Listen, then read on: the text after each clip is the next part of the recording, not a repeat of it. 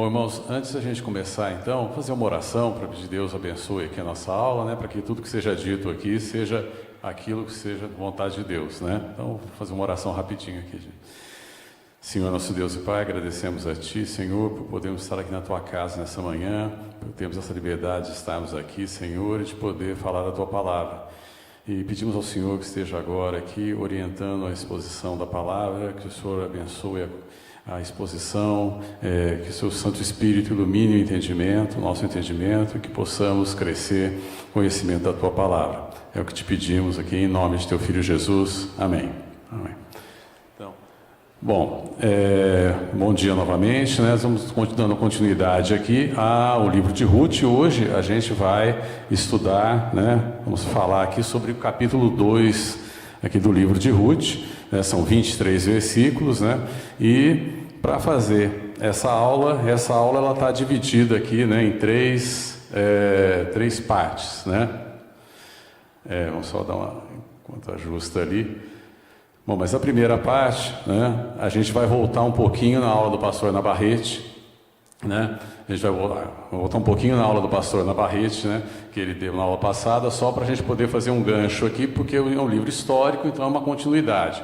Então, a gente vai, né, olhar para aquela situação de Noemi, né? Então, a situação da Noemi era mais ou menos aquela situação da Lady Murphy, né? Se alguma coisa pode dar errado, dará, né? Porque uma série de coisas ruins, né, digamos assim, aconteceu na vida dela. Pelo menos ela enxergava, né, muito dessa maneira. No segundo ponto da nossa aula, a gente vai falar sobre a provisão de Deus, o que Deus preparou, né, para a vida daquelas duas mulheres e as extensões disso, né? Então, nós vamos pegar uma frase até do Nelson Rodrigues, até, né? Deus está nas coincidências, né? Não há coincidência, né? Há, né, um planejamento de Deus para as nossas vidas. A gente vai poder ver isso ocorrendo na vida delas. E por fim, né, a gente vai falar sobre o tempo de Deus, né?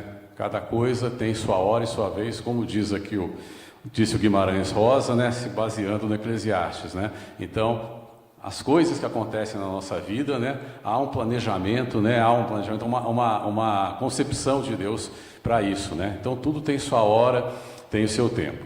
E como nós vamos falar muito esse capítulo 2 hoje, é um capítulo que se passa, né, numa colheita, numa cega, né, de cereais, né, no processo de cegar os cereais. Colocamos aqui a imagem aqui do Van Gogh, né, que é o trabalho numa seara, né, na colheita de trigo, né, no caso aqui, né. Então, vamos começar direto aqui falando sobre, né, voltando um pouquinho e falando sobre aquela tempestade, digamos, que se abateu na vida de Ruth, né, e Noemi principalmente, né.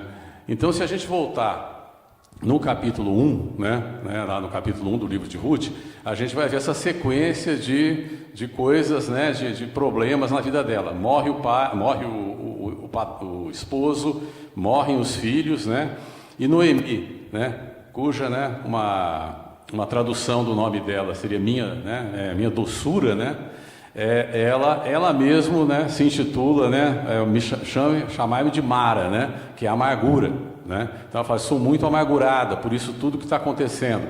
A gente sabe lá, né, do Velho Testamento, a gente vê, né, lendo o Velho Testamento, a gente vê isso, como era difícil a situação da viúva, né? Como que Deus chamava a atenção, né, para o cuidado com a viúva, porque a situação da viúva era uma situação muito frágil, né, principalmente do ponto de vista material. Como é que ela ia ter o sustento numa sociedade daquela que era uma sociedade agrícola, né? Trabalho braçal, né? Na terra, não existia previdência social, não existia previdência privada, não existia nada disso. Então, a situação dela era uma situação de grande fragilidade e ela, né, digamos, confessava ali que ela tinha uma grande amargura por conta disso que estava acontecendo, né? Então, o capítulo 2 vai começar, né, nessa situação, né? Assim, né, dessa forma, Noemi saiu lá de Moabe e voltou para Belém, né, junto da sua nora, né, junto de Ruth, né? Então é esse o contexto, né, em que o capítulo 2 vai se desenvolver. Como o pastor Navarrete colocou na última aula também, a gente olhando aqui Moabe, né, esse é o mapa do sul lá de hoje do estado de Israel, né? Mas na época Moabe existia, hoje é o território da Jordânia, né? Ali de frente para o Mar Morto, não é muito distante, 60 quilômetros em linha reta, mas ninguém faz isso aí em linha reta, porque tem o mar no meio, né? E o desnível de terreno é muito acentuado aí. Então, era um local relativamente próximo, né? Elas viviam ali, mas a gente sabe, se a gente for ler no Velho Testamento, a gente vai ver que existe uma rixa, né, histórica aí entre os hebreus e entre os moabitas, né? Os moabitas são aquele povo, né, que eles descendem de Moabe. Moabe era filho, né, e neto de Ló, né? Ele foi aquele primogênito de Ló com a sua filha, o primogênito de Ló não, primogênito da filha mais velha de Ló, né? Então, Moabe, ele era, como se diz, né, filho do seu avô, né? E neto do seu pai, né? Ele tinha essa figura. Então Moabe vai lá para Moabe, esse povo descende dele, né? E havia esse problema, essa rixa, por conta daqueles episódios quando os hebreus estavam vindo para a Terra Prometida, eles precisavam passar por ali, o rei de Moabe na época impediu. Depois teve aquele episódio com Balaão, né? Também que o rei de Moabe pagou, né, para que Balaão amaldiçoasse, né, o povo hebreu. Então existia uma rixa histórica aí entre eles, né, e a gente vê isso muito no Velho Testamento. E Noemi, como ela mesma fala, ela estava muito amargurada, né? E por que ela estava amargurada, né? Porque ela era uma pessoa que se encontrava tão amarga. Eu peguei uma tradução aqui da Bíblia de Jerusalém que está mais claro isso. Ela deixa bem claro lá, né, que é grande a minha amargura por vossa causa. Ela estava falando para as noras dela, né, por isso que está acontecendo com vocês, né, pois a mão de Javé pesa sobre mim, né. Então, na cabeça de Noemi, alguma coisa ali tinha acontecido, né, e que estava fazendo com que Deus a estivesse castigando, né. Esse era o pensamento dela. O autor do livro que a gente está usando aqui, o Duggett, né, ele interpreta, né, que as mortes dos familiares dela, ela entendia que seria um castigo por os filhos delas terem se casado com gentias e por eles terem saído da Terra Prometida e ido lá para Moabe, né? Essa é uma interpretação do autor do livro. Mas de qualquer forma, ela sentia, né? Noemi sentia que a mão de Deus, né, digamos, estava pesando sobre ela, e ela estava sendo punida de alguma maneira por aquilo que, talvez por essas ocorrências aí da vida dele, né? Então esse é o ponto, né, que a gente inicia, digamos, a aula de hoje, né? E aqui a gente vai falar da providência divina. E eu, particularmente, toda vez que eu vejo pássaro comendo alguma coisa, eu sempre lembro, né, pássaro comendo alguma fruta, etc., eu sempre lembro lá do Sermão do Monte, onde Cristo fala que a gente não deve ficar ansioso, porque Deus alimenta até as aves dos céus, né, quanto mais a gente. Então, a gente vai falar disso agora, de provisão, né, de Deus, né, fornecendo aquilo que a gente necessita, como que isso se manifestou na vida de Noemi e na vida de Ruth, né? Então, o texto é um pouco longo, né? São 23 versículos, não vai dar para a gente ler todo o texto, né? Todo o texto aqui. Então, pegando os versículos, eu contextualizando aqui, né, o que está sendo colocado como um todo, né? Então aqui, eu vou ler mesmo, porque a gente está só com o microfone aqui, né? Eu mesmo vou ler. Então aqui a gente começa, né, lá no início do capítulo 2, né? Então Ruth, a Moabita, disse a Noemi: deixa-me ir ao campo e apanharei espigas atrás daquele que me favorecer. Ela lhe disse: vai, minha filha. Ela se foi, chegou ao campo e apanhava após os segadores. Por casualidade, né, entrou na parte que pertencia a Boaz, o qual era da família de Elimeleque, né, marido de Noemi, falecido. Aí isso acontece, né, e Boaz chega lá no campo, né, e vê aquela moça lá trabalhando ali, e chega para o capataz dela e pergunta, né, quem é essa moça, né?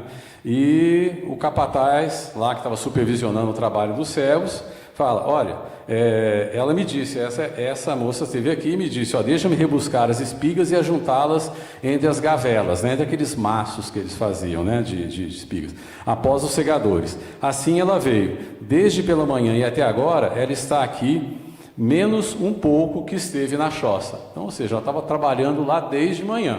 Então, saiu, foi lá trabalhar, e esse trabalho dela, né, essa colheita que ela estava fazendo, se ampara, né, na lei mosaica. Né? A lei mosaica estabelecia que o dono, né, o proprietário de terras, aquele que produzia, ele tinha que deixar, ele não poderia ir lá simplesmente pegar toda a produção, ele tinha que deixar uma parte para aquelas pessoas que estavam, os mais necessitados. Então, o que Ruth estava fazendo é dentro dessa concepção lá da lei mosaica de que o proprietário da terra tinha que deixar ali, né, um pouco da produção para que os pobres, né, pudessem saciar suas necessidades, né? Então, o que a gente, desse trecho, né, o que a gente pode destacar aqui, que é o que está sublinhado, né? Primeiro ponto aqui, né? Mesmo Deus provendo a gente, Ele estava provendo lá, porque tinha aquela quantidade de grãos, né, para os pobres ali. Mesmo Deus cuidando da nossa provisão, a nossa parte Ele não faz, né? Meu pai falava muito isso quando a gente, né, era menino. Eu ouvi muito, cresci muito ouvindo isso. A nossa parte Deus não faz. Então, assim, a fé não exclui, né, a nossa obrigação, a nossa parte, né, no que tem que ser feito, né? Senão eu transfiro a responsabilidade das coisas para Deus totalmente, né? Eu posso chegar, sair gastando, pegar um empréstimo, sair gastando e depois, Deus, agora, por favor, pague a conta. Não é assim. A gente tem responsabilidade também pelos nossos atos. E Deus, Ele vai suprir as nossas necessidades naquilo que a gente não for capaz de resolver. Ele vai prover os meios e Ele vai agir. Mas isso não quer dizer que a nossa fé é uma fé, digamos, reclinável, né? A gente fica sentadinho ali esperando que as coisas aconteçam. Nesse caso específico, a gente vê bem que Ruth saiu de casa, né? Ela levantou, ela teve a iniciativa de ir lá pegar essas espigas, pegar esses grãos, né? E a outra fala, essa eu ouvia muito da minha mãe, né? Meio desocupado é oficina do diabo, né? Mais ou menos o que o pastor estava falando hoje. Muitas vezes a gente se ocupa de ficar pensando em coisas, né, que podem conduzir a gente a uma inoperância. No caso aqui de Noemi realmente sofreu um tremendo de um baque. Hoje, né, hoje mesmo, né, com todo o sistema de segurança que a gente tem, né, que digo aí, previdência, etc., seguros, tudo mais, né, perder parentes da forma como Noemi perdeu seria um golpe bastante intenso, né? Mas, pelo que o texto deixa transparecer aqui, Noemi adotou uma postura de que a mão de Deus está pesando sobre mim e, digamos assim, estava aqui meio paralisada, né? Paralisada diante disso. Tanto que quem levanta e vai pegar os grãos é Ruth, né? Noemi fica lá na dela. E muitas vezes a gente já vê em outras passagens da Bíblia, por exemplo, como quando Elias está lá, ele né, foge lá da perseguição de Jezabel, ele vai e se esconde na caverna, né? E Deus vai lá, o que você está fazendo aí? Né? Não foi para esse lugar que eu te coloquei, que eu te chamei, né? Não, Senhor, pode voltar para lá. Então, muitas vezes, certas situações na vida da gente vão gerar uma tendência nossa de realmente se encolher, né? E ficar só pensando do lado ruim, né? Mas a gente tem que ter em mente realmente que as coisas, né? Deus tem um propósito para a gente, e mesmo no momento ruim, a gente tem que buscar não deixar, né, digamos assim, ser tomado só por pensamentos ruins, né? E realmente Deus, né, Deus tem um plano, né? Não há coincidência, né? Ruth, ela vai para um campo e Deus conduz os passos, como está nesse versículo aqui de Provérbios. Deus, ela tinha em mente ir lá colher aqueles cereais, mas Deus dirigiu os passos dela para o campo de Boaz, né? Então Deus está no controle, né? Deus tem lá a sua engenharia, né, que Ele está fazendo, Ele está ali traçando os passos, E a gente muitas vezes não sabe, mas Deus está fazendo isso, né? E aí, né, a história, digamos assim, o texto avança, né? Avança e aí a gente já passa por uma parte do texto, né, em que Boaz já está conversando com Ruth. Então Boaz identifica Ruth, vê que ela é aquela pessoa que estava junto com a Noemi, que era parente dele, que estava cuidando dela. Então ele chega lá e, digamos assim, dá um tratamento diferenciado a ela, já que tinha um grau de parentesco, né, e isso também estava lá regido pela lei mosaica, né? E ela chega para ele e fala assim: mas espera aí, né? Como ela diz ali, né? Então ela, inclinando-se, rosto em terra, lhe disse: como é que me favoreces e fazes caso de mim, sendo eu estrangeira? Ela era moabita, né?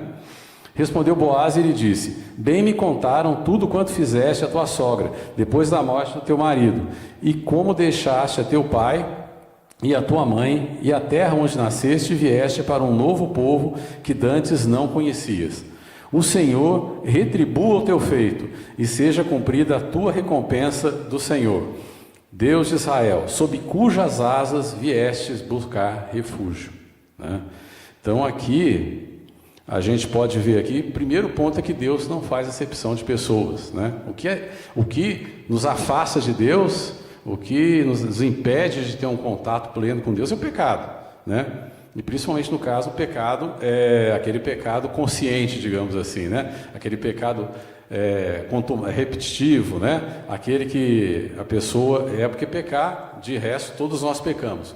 Mas quando nós temos um pecado, digamos, quando nós praticamos um pecado consciente, né? Estamos fazendo aquilo que é errado de forma repetida, isso vai nos afastando de Deus. Agora, se eu sou brasileiro ou sou de outro país, se eu sou negro ou sou branco, se eu sou homem ou mulher, Deus não faz acepção de pessoas. O que nos afasta de Deus, né, é o pecado, e nada característico no nosso corpo ou onde nós nascemos e coisa que o vale.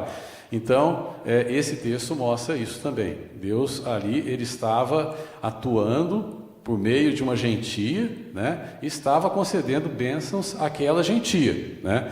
E a gente pode lembrar outra passagem na Bíblia, por exemplo, lá com Abraão, quando Deus está conversando com Abraão sobre Sodoma e Gomorra, né? Deus ainda fala: olha, se houver 10 justos aqui, eu poupo essas cidades, né? Então a questão aqui Deus não está olhando para essas coisas, né? Nesse caso. Outra coisa, as ações de Ruth prevalecem sobre as palavras, né? O que chama a atenção de Boaz é o que ela fez, né? O que ela fez para a sogra dela. Lá no capítulo 1, nós temos o cântico de Ruth, que é muito bonito, né? São palavras que ela dirige a Noemi, né? E antigamente, né, pelo menos na época que eu casei, até o pessoal usava isso em casamento, né? Totalmente fora do contexto, porque não é a mulher falando para o noivo, né? A noiva falando para o noivo.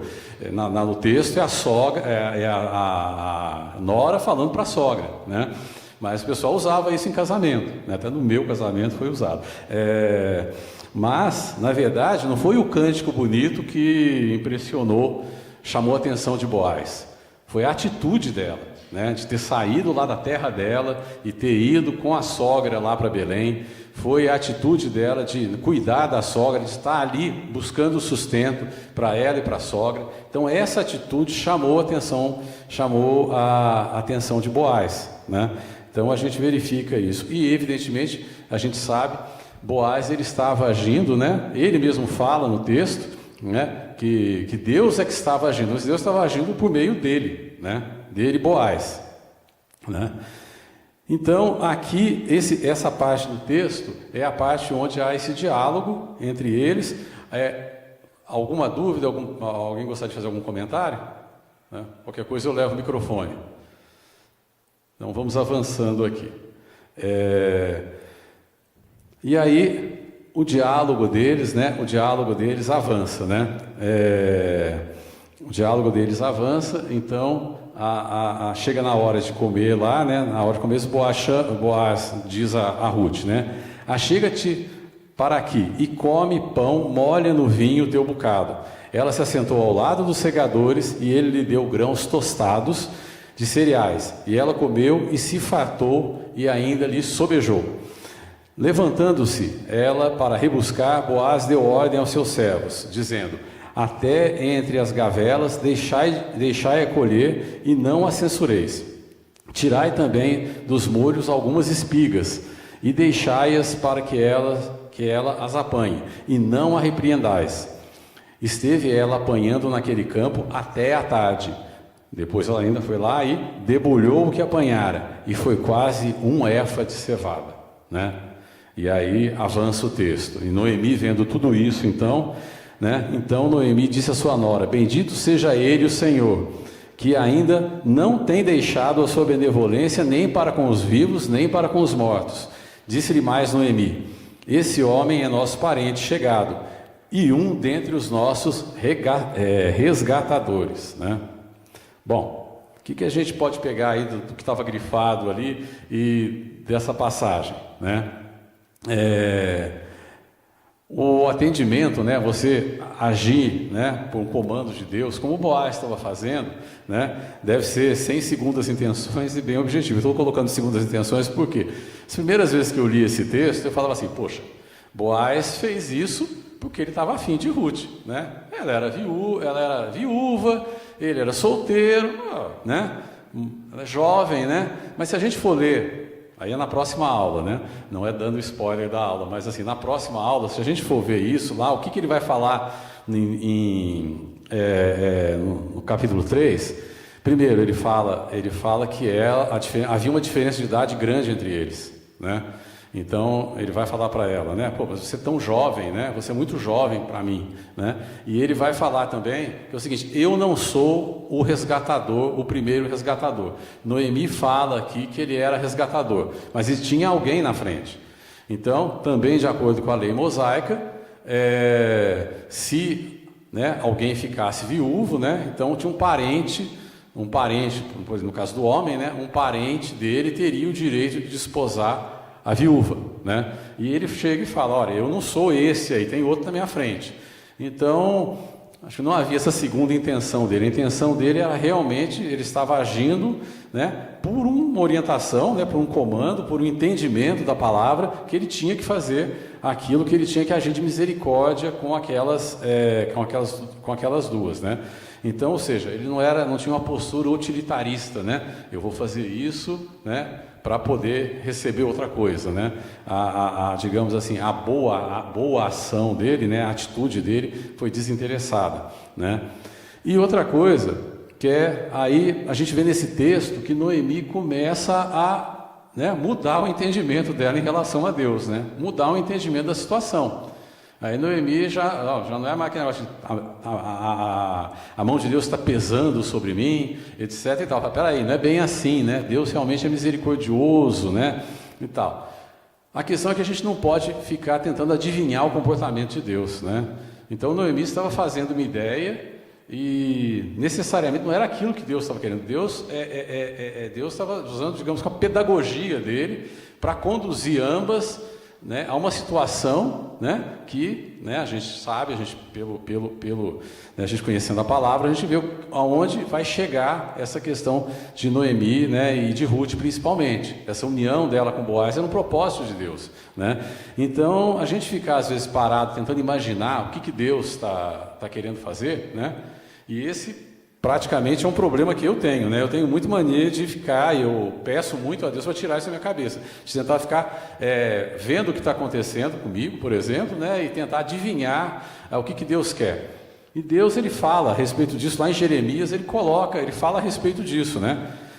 Lá em Jeremias 29:11, Deus fala: eu é que sei que pensamentos têm a vosso respeito, diz o Senhor, pensamentos de paz e não de mal, para vos dar o fim que desejais. Então aqui Deus está falando, né, através do profeta, está falando para o povo judeu que estava na Babilônia, né? Vocês vão sair de lá. Eu é que sei o que eu penso a respeito de vocês, né? Então aqui já vai mudando um pouco essa questão. Noemi, então, não era bem aquilo que ela estava pensando. Ela estava imaginando alguma coisa de Deus e na verdade Deus estava fazendo outra, né? Então essa questão de ficar adivinhando pensamento também, a gente pode não chegar né? Às vezes a gente fica adota certas posturas desnecessariamente, né? E também, quem somos nós para querer adivinhar o que Deus está pensando, né?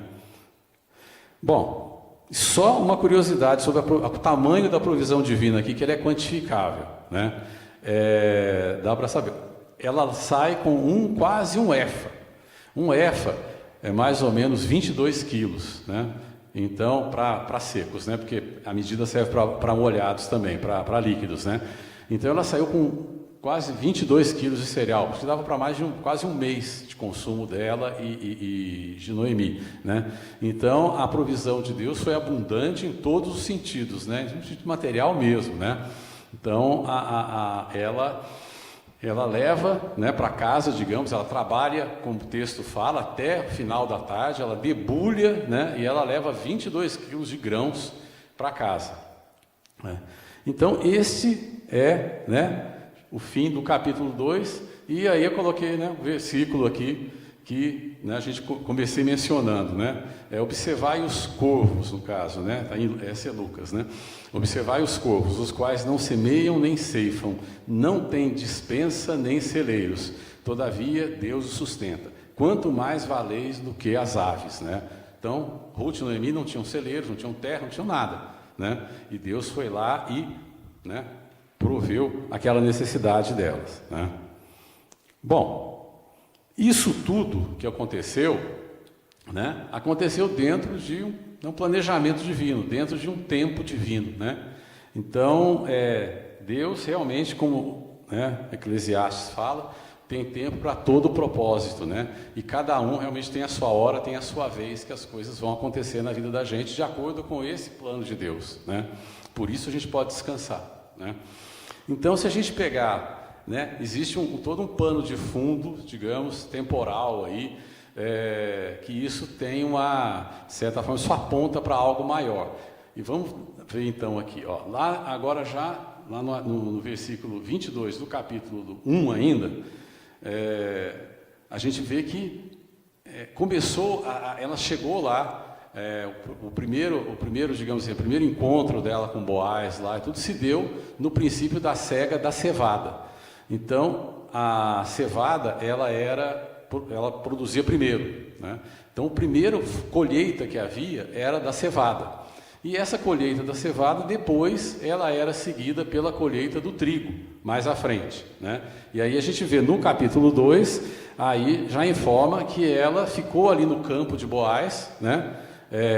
Colhendo ali, até a cega da cevada e do trigo, até que a cega da cevada e do trigo se acabou. Então foi o período todo, ela ficou ali, desde o início, na cega da cevada, até a cega do trigo. O que isso tem, esse tempo, né? Essa cronologia, né? Essa sequência, tem a ver com essa história e tem a ver também com a gente aqui hoje, né? No caso delas ali, o fato delas estarem ali trabalhando, chegando ali, logo na primeira colheita, nas primícias, né? Isso simbolizava um recomeço, né? Um reinício, né?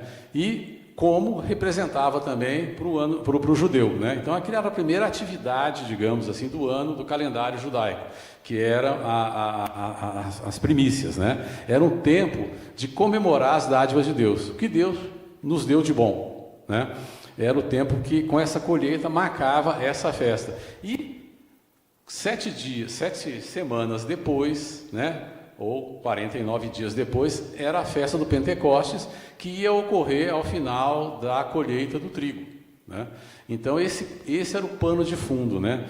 E, curiosamente, né, elas vivenciaram tudo isso, essa experiência de recomeço de vida, né, de provisão de Deus, de livramento, elas experimentaram tudo isso dentro desse período de tempo, né? E isso tem digamos, uma relação, uma ponta, né, digamos assim, para um Pentecostes que ocorreu uns 1000 anos depois, né?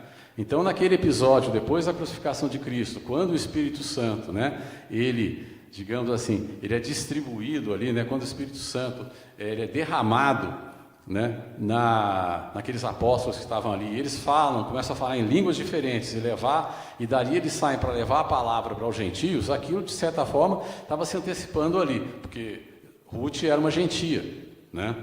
Então aquele Pentecostes lá, né, do período dos juízes, de 1000 anos atrás, ele teria um eco, né, nesse Pentecostes ocorrido 1000 anos depois, né? Principalmente se a gente tiver em mente também que, né, Davi descendia de Ruth e Boaz, né, José pela parte humana de Cristo, né, ele também era um descendente de Davi, né, da cidade de Belém. Então a gente tem todo digamos, essa sinalização, né, que esse texto aqui lá do Velho Testamento já está mostrando né, aponta para algo bem maior, né? E esse algo maior, né, que a gente pode ver, né, dessa experiência delas, a gente pode chegar à conclusão que Deus, né, ele está sempre preparando águas de descanso para a gente, como está lá no Salmo 23, né? Deus, ele provê as nossas necessidades, né, aquilo que é necessário para a gente, aquilo que é importante para a gente, né? Não necessariamente desejos, né, mas necessidades, né? Deus provê as nossas necessidades. Deus tinha um plano para elas. Como o pastor falou hoje na pregação, Deus tem um plano para nós, para cada um de nós. Deus nos conhece na nossa individualidade, né? Então Deus tinha um plano para elas e Deus sabia, né? Deus sabia, digamos assim, qual era a pedagogia adequada a Noemi, por que Noemi tinha que passar por aquilo. Então Deus tem um plano para a gente e Ele vai usar a pedagogia adequada a gente, a cada um de nós, né? Nós somos diferentes. Deus sabe a nossa essência, sabe aquilo que realmente nos faz mover, né? Então Deus sabia disso, né? Deus, Ele faz esse plano. Noemi e Ruth desconheciam, Noemi, né, não estava, digamos assim, muito sintonizada com isso, né? Mas nós conhecemos esse plano, né? Porque Deus Ele não provê para a gente só o sustento material, Ele provê para nós o sustento também espiritual. E nesse campo espiritual, que é bem mais abrangente, né, Deus já entregou seu Filho, né? Deus entregou a Cristo para, digamos, dar uma solução para a nossa necessidade espiritual. Quão mais Ele não faria, né, não faz, em relação às nossas necessidades materiais, né? Então, a gente pode descansar em Cristo, né? A gente sabe disso. Noemi e Ruth, elas, né, poderiam antever a isso, mas nós já sabemos, né? Nós já temos essa verdade conosco, né? Que Cristo, nós podemos descansar no Senhor, né? E, né, para colocar aqui o último slide para terminar aqui, né? Esse versículo, né? Algum tempo atrás, uns anos atrás, né, tive uma experiência, uma experiência profissional lá que não me agradou muito à época, né? Foi meio desagradável, fiquei bastante preocupado. Não fiquei como Noemi, amargurado, não, mas fiquei preocupado, né? Fiquei preocupado, tinha muito a ver, poxa, como é que eu vou me posicionar diante disso? Que coisa chata. Fui colocado numa situação bastante desagradável. E naquela época eu falei, cara, eu preciso descansar, né? Porque eu não vou conseguir resolver isso, eu não consigo adivinhar, né, o que Deus, né, o que Deus está pensando a meu respeito, não consigo adivinhar o que as pessoas estão pensando a meu respeito, e eu preciso descansar. Vou procurar versículos com descanso, né, sobre descanso. E aí, tem, né, a Bíblia farta nessa questão, né, em termos, se a gente for pegar a mensagem sobre descanso, a Bíblia ela coloca isso repetidamente. E a gente tem o Salmo 23, a gente tem o Sermão do Monte, né? Mas eu me deparei com esse versículo que eu já tinha lido outras vezes, mas também nunca tinha atentado para ele, né? E aqui é Moisés conversando com Deus, né? Deus chega para Moisés e fala, olha, esse pessoal aqui, esse povo aqui, né, esse povo de dura cerviz aqui, não dá para, eu vou deixar vocês aí então, já que vocês, não, digamos assim, vocês não querem, né? Então, eu vou deixar vocês aqui e vocês façam, né, o que vocês acharem correto. E Moisés, mesmo sabendo, reconhecendo que o povo era um povo difícil, ele chega, ele como líder que ele era, ele chega para Deus e vai argumentar com Deus, né? Então ele conversa com Deus, ele coloca, olha, né, que ele não tinha condições de fazer aquilo, que aquele povo era o povo de Deus, que Deus, né, não podia abandoná-los ali, deixá-los ali. Então Deus responde a ele, né?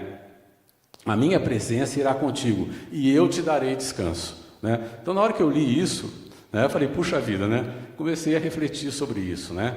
Então Deus está do nosso lado, Deus está andando conosco, né? E Moisés continuou, né? E aí Moisés fala para Deus, né? Se a tua presença não vai comigo, não nos faça subir desse lugar, né? Que estamos lá no deserto.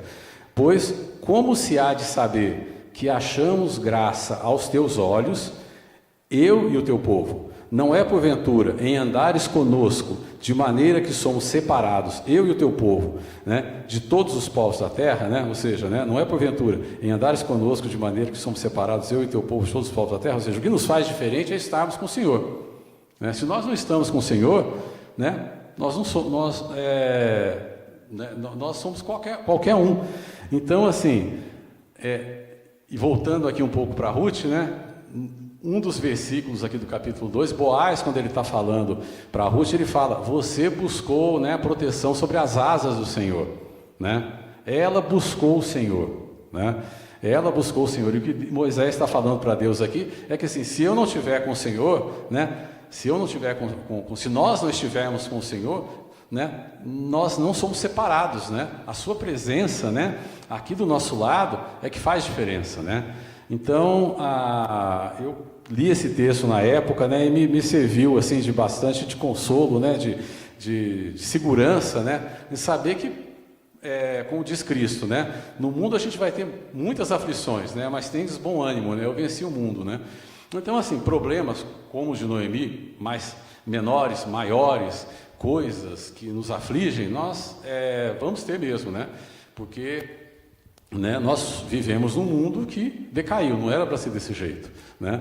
Então problemas todos nós, o fato de nós sermos, né, crentes, estarmos aqui na igreja, não nos isenta de passarmos por problemas. A diferença é como nós encaramos esses problemas, né? Porque Deus, como está aqui, a presença dele está conosco, essa é a diferença, né?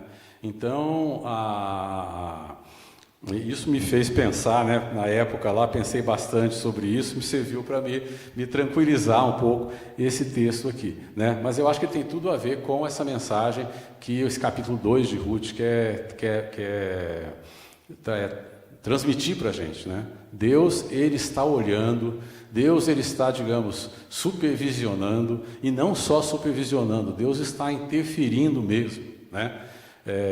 Como foi colocado hoje pela manhã para o pastor Navarrete, né? Deus, ele interfere na história, Deus na história, na história mundial, na história individual da gente, Deus tem plano para a gente, né? Então há um porquê para tudo, né? E esse texto aqui de Ruth mostra isso, né? E apontando para uma realidade muito maior. Deus cuida das nossas necessidades, né, espirituais e das nossas necessidades materiais, mas principalmente, né, das nossas necessidades espirituais também. Bem, termino aqui, né? Se alguém quiser se manifestar, fazer algum comentário, fazer alguma pergunta, fique à vontade, eu levo o microfone, tá?